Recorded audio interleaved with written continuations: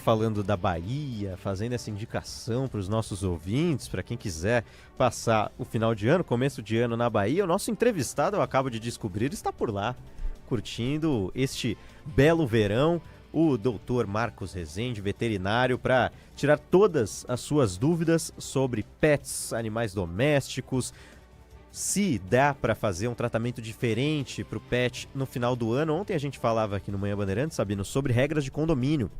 Muitos ouvintes perguntaram também sobre os cuidados com o cachorro, o gato, o papagaio, com o animal doméstico, caso a pessoa vá viajar. Fica com aquele receio de, por exemplo, deixar o animalzinho sem ninguém em casa. Então eu abro essa entrevista, essa conversa com o Dr. Marcos Rezende, já perguntando sobre isso, os cuidados para quem vai viajar e tem algum animalzinho doméstico em casa. Bom dia, doutor. Manhã Bandeirantes, se vai viajar, você tem duas opções. Ou você faz como eu aqui e leva o seu cãozinho junto com todos os preparativos necessários, né?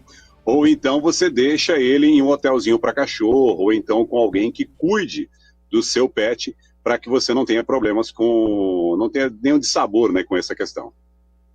Perguntar para o senhor, bom dia, Marco Antônio Sabino, perguntar para o senhor sobre calor e pets, principalmente cachorros muito peludos. Que cuidados tomar? Sabino, o pelo, ele serve tanto para proteger o animal contra o frio e também contra o calor, tá? Então o pelo é um isolante térmico. Algumas raças, elas são adaptadas para o frio, que vem muito para o Brasil, não são adaptadas para o frio, como São Bernardo, Labrador, Rottweiler. Então, o cuidado que a gente tem que ter com esses cachorros peludos é sempre ter um ambiente sombreado, um piso frio, para que eles possam fazer troca de calor.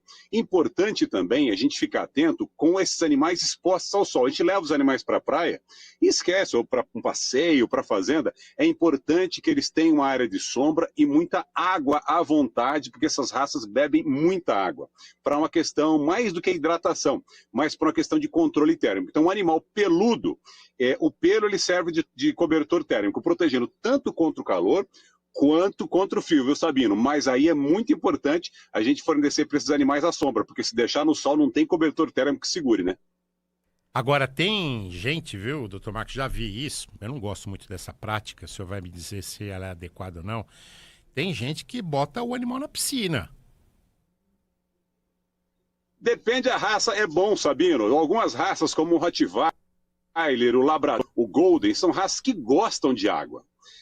Então é preciso a gente respeitar muito as raças. Algumas são prontas para isso. Ela tem uma proteção própria para a orelha, não entra água na orelha da maneira como entra em outras. Agora, tem algumas raças que não podem ir para a piscina. Muita gente não sabe, mas se você colocar um bulldog francês, um bulldog inglês na piscina, ele vai para o fundo igual um machado sem cabo, sabe? Outras raças não, elas gostam muito. Então é importante a gente observar qual é a raça do cão, se é uma raça adaptada para água ou se não é uma raça adaptada para água. É adaptada para água? Ótimo. Pode levar o animal, pode colocar o animal na piscina com todos os cuidados necessários. Não é a própria água, é colocar numa bacia com um tantinho assim de água só, sabendo, 2 centímetros, só para ele brincar e se refrescar, que é a melhor coisa que tem. Mas importante ainda, Sabino, sempre depois que o animal se molha, você tem que secar ele, porque a água, em um primeiro momento, ela serve como ela refrigera o animal, mas se ela permanecer no corpo do animal, com o calor do animal e o calor do meio ambiente, ela vai funcionar como um aquecedor, ou seja, vai ter mais a situação. Doutor, o senhor falou sobre colocar principalmente na piscina o animal, mas e na praia? Além da água da praia ser diferente da água da piscina, que cuidados tomar? Pode levar um cachorro, um gato, por exemplo, para a praia? O que o senhor pode recomendar para os nossos ouvintes? Depende muito da regra do local, a gente precisa observar. Algumas praias não são permitidas. Se você vai levar um animal para a praia, leva também o seu saquinho de recolher as coisas, porque ninguém merece chegar na praia e encontrar os dejetos do seu. Então, sendo lixo orgânico ou não. Então é importante essa questão. Primeiro ponto. Se vai levar o animal para a praia, a gente precisa ficar atento com a água salgada, como você bem destacou. Ao trazer ele de volta, aquele sal ele pode irritar a pele de alguns animais. Não são todos, mas alguns elas podem ser irritados. Então a gente precisa também fazer um banho nesse animal, secar ele muito bem, para que ele não tenha nenhum problema, semana na praia. Tudo bem, não vai lavar o animal todo dia. Mas no final da semana, quando vai voltar, limpa esse animal, lava muito bem ele, hidrata o pelo, a pele desse animal, seca direitinho para ele não ficar com aquele resíduo. Aí uma outra coisa muito importante.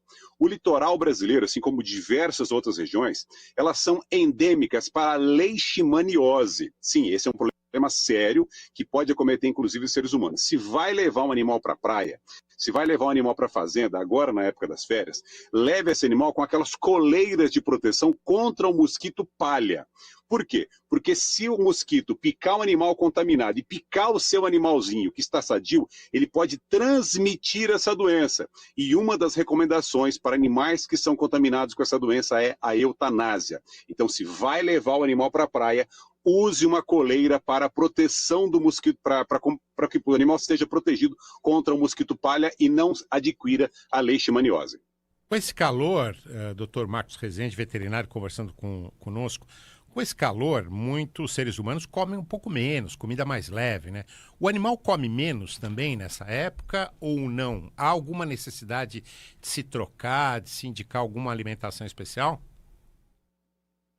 Sabino, perfeita colocação. Sabe que isso é muito comum, a gente usa muito isso na suinocultura e na avicultura, né? A gente aumenta a energia desses animais para eles comerem mais. E com os cães, conosco acontece isso, para eles comerem mais energia na dieta, mesmo consumindo menos. Com os cães acontece a mesma coisa, Sabino. Agora, a gente precisa observar. Se o animal diminui muito a ingesta, a gente precisa colocar uma ração com maior nível energético, maior nível proteico, para que ele continue ingerindo a quantidade de nutrientes que a gente precisa. Mas, no geral, Sabino, uma outra alternativa que a gente tem é fornecer o alimento à noite.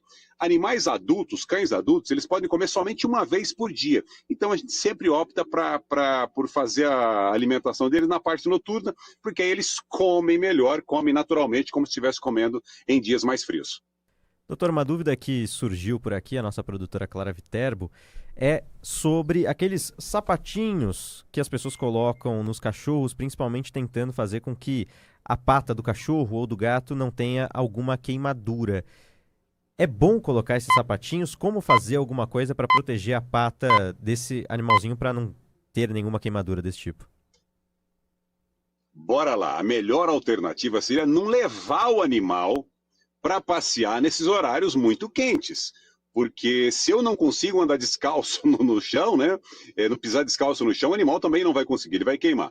Essa é uma alternativa para essas questões extremas. Sim, são válidas, parece nutelagem, como a gente diz assim, mas são medidas válidas. Agora, a melhor alternativa que eu sempre recomendo é evita esses horários. Horário de passear com o animal é em horário fresco. Ou seja, ou é bem no iniciozinho da manhã, ou é no final da tarde, coloca a mão no chão, coloca o pé descalço no chão para ver se o piso está adequado, se está gostoso de caminhar. Se é suportável para nós, seres humanos, será suportável também para os animais. Porque a areia muito quente, o asfalto quente, o piso muito quente, ele vai causar certamente queimadura na pele dos animais e vai causar dor, sofrimento. Então, essa botinha é uma medida interessante caso seja obrigatório levar o animal nesses horários. Se houver a possibilidade, evita esses horários muito quentes, tanto pelo piso quanto pelo calor. O senhor falou de banho, né? Banho nos animais, banho em cachorro. Esse banho precisa ter alguns cuidados, né? Eu queria que o senhor falasse desses cuidados no banho. Por exemplo, com a orelhinha, né, do cachorro. Não pode deixar entrar água no ouvido. Bem observado, Sabino, bem observado. Olha, sempre que a gente manda os animais para um pet shop, os animais chegam no pet shop, o que a gente faz? A gente coloca um protetor de orelha que, em geral, é um algodãozinho que nós colocamos na orelha e, além de colocar o algodão, a gente prende a orelha do animal, pega a orelha do animal, coloca ela para baixo e lava a cabeça do animal de maneira que a água não seja jogada dentro da orelha do animal. Algumas raças têm algumas proteções extras, como os animais que mergulham, os animais que são aquáticos. É uma seleção natural, uma seleção genética que foi feita. Mas ainda assim é preciso que a gente coloque alguma proteção e não jogue água, Sabino, de forma alguma na orelha. A melhor maneira de você lavar um animal é levar ele para quem entende de lavagem. Leva no pet shop, para um banho e tosa, para o pessoal fazer a lavagem direitinho. Vai lavar em casa? Muito cuidado com a orelha. Se não souber como é que faz, evita lavar a cabeça. Passa só um pano úmido com algum detergente, alguma substância ali para limpar direitinho, que é a melhor coisa que faz. Doutor, também uma dúvida que chega dos nossos ouvintes. Os cuidados com os fogos de artifício. É sempre uma polêmica. Muitas cidades tiraram, por exemplo, o som dos fogos, mas não dá para garantir que o animalzinho não será exposto a um som como esse, porque as cidades, e nas cidades grandes, a gente tem muitos fogos, mesmo com as cidades proibindo, a gente sabe que não é sempre isso que acontece, seja em qualquer cidade do nosso país. Então, o que fazer para proteger o animalzinho para que ele não sofra com essas condições? Olha, é uma questão bastante séria, viu? Os fogos, realmente o barulho excessivo, e tanto em dias de final de ano, festividade, jogos de futebol, os animais ficam bastante aturdidos porque o som deixa eles perturbados, desorientados. O ideal agora, nesses momentos que nós sabemos que vai ter fogos, por mais que tenha sido proibido em muitos lugares, é a gente deixar o animal em um lugar protegido que impeça esse animal, no seu desespero, dele fugir e sair aturdido pelas ruas. Então, essa é a melhor maneira. Uma outra maneira, se você está em casa, próximo dos seus animais, aproxegue-se dele, traga ele para perto de você, porque a segurança do tutor com o animal, isso minimiza o sofrimento do animal. A gente precisa ir treinando esse animal, para que o ideal, né, seria esse, né? A gente treinando, acostumando esse animal a esses barulhos. De que forma? Sempre que vai ter um jogo de futebol, começam os fogos, traz o animal para casa, traz o animal para perto, dá um petiscozinho para ele, brinca, sai passear, porque ele vai associar aquele barulho a alguma coisa boa. Quando a gente não faz esse adestramento, o animal fica aturdido, aí ele acaba ficando desorientado, bastante estressado. Alguns animais chegam a virar óbito, tamanho estresse que isso é provocado. Então a melhor maneira é, vai acostumando seus animaizinhos, sempre véspera de jogo. Agora teve jogo do Corinthians, aí deve ter sido fogo para danar em São Paulo, né? Então era um momento bom de treinar o cachorro. Traz ele para perto de casa, sabe que vai ter fogos ali, se já tivesse otimista, né, para a vitória do time, né? Mas sabe que vai ter fogos, traz o animalzinho para perto e ele dá um petiscozinho para ele e associa aquele barulho a esse. Se você não tem essa possibilidade, deixe seu animal em um lugar seguro que impeça dele fugir ou então dele se machucar. Doutor, mais uma pergunta, uma última pergunta que chegou dos nossos ouvintes sobre o momento em que você precisa levar um animalzinho no veterinário ou para ter algum auxílio maior caso você esteja sentindo que ele não está bem. Tem alguns cuidados que você pode fazer em casa, eu imagino, mas também em qual situação é preciso levar esse animalzinho para os cuidados de um especialista? Eu sempre digo o seguinte, se a gente tem alguma dúvida em relação à saúde do seu animal, o melhor profissional para você procurar uma orientação é um médico veterinário. E se é um pet, um médico veterinário especialista em pequenos animais. Tem gente que é especialista em gato, em animais que são pequenos, né? Em animais exóticos, como as calopsitas, as cacatuas e também nos cães. Leve em um profissional que você confie, porque essa é a maneira mais segura e também mais barata de você ter uma orientação. Muitas vezes a gente pode utilizar um medicamento equivocado em um animal e aquele medicamento que é correto para o animal pode matar o outro. Dou um exemplo, aspirina. Você dá uma aspirina para um gato, você vai levar esse animal a óbito e a gente, ser humano, pode consumir. Então é muito importante a gente procurar o profissional adequado. Os cães, eles precisam ir aos veterinários pelo menos 2 vezes por ano. A gente precisa vacinar os nossos animais contra a raiva, que é uma doença que tem voltado, nós temos vacinado pouco contra a raiva.